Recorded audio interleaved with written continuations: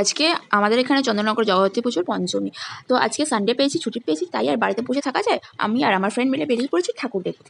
তবে ঠাকুর দেখতে পেরেছি ঠিকই, বাট বেরিয়ে দেখি অনেক ঠাকুরের প্যান্ডেলই তখনও উদ্বোধন হয়নি, যার জন্য প্যান্ডেল খোলা হয়নি। বাট রাস্তায় কিন্তু ভিড় কম ছিল না, রাস্তায় ভিড় যথেষ্টই ছিল।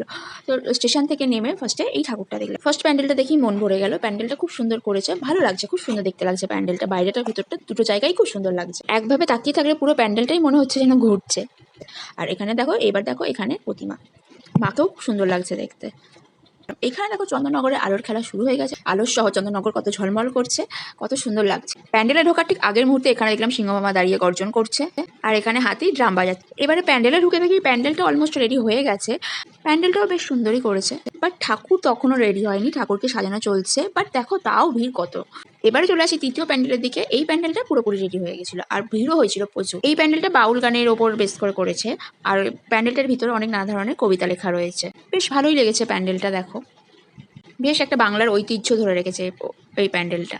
এবারে আস্তে আস্তে এগিয়ে গেলাম প্রতিমার দিকে। তো প্রতিমাটাও দেখো খুব সুন্দর করেছে, আর সব থেকে বড় কথা এই প্রতিমার শাড়ির কালারটা আমার খুব ভালো লেগেছে। যাই হোক, প্রতিমাটা তোমরা দর্শন করো, আর ভিড়টাও একবার দেখে নাও কতটা হয়েছে। না, এখনো আমাদের ঠাকুর দেখা শেষ হয়নি, এই তো সবে শুরু।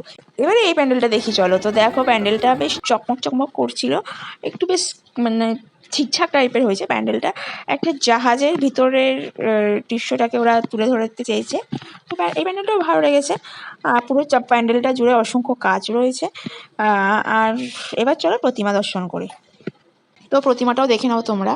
এরপরে যে নেক্সট প্যান্ডেলটার দিকে আমরা গেছিলাম, সেই প্যান্ডেলটা তখনও কি উদ্বোধন হয়নি, তার জন্য আমরা ভেতরটা ঢুকতে পারিনি। বাট বাইরেটা দেখো, বাইরেটা খুব সুন্দর লাগছে দেখতে। দেন চলে গেলাম আমরা আরেকটা প্যান্ডেলের দিকে। এখানটা লালকেল্লা টাইপস করেছে, বাট ভেতরটা পুরোটাই ভারতের স্বাধীনতার বেশে বানিয়েছে। পরে এখানে একটা ইন্ডিয়ার ম্যাপ তৈরি করেছে, আর এখানে স্বাধীনতা সংগ্রামীদের ফটো রয়েছে। এখানে দেখো সব বিপ্লবীদের ফাঁসি, বিভিন্ন চিত্র তুলে ধরেছে। বা সব থেকে বড় কথা, এখানকার প্রতিমা মুখটা সত্যিই খুব মিষ্টি। দেন আমরা চলে গেলাম এখানকার মেন আকর্ষণ চন্দননগরের সব থেকে বড় ঠাকুর রানীমাকে দর্শন করতে।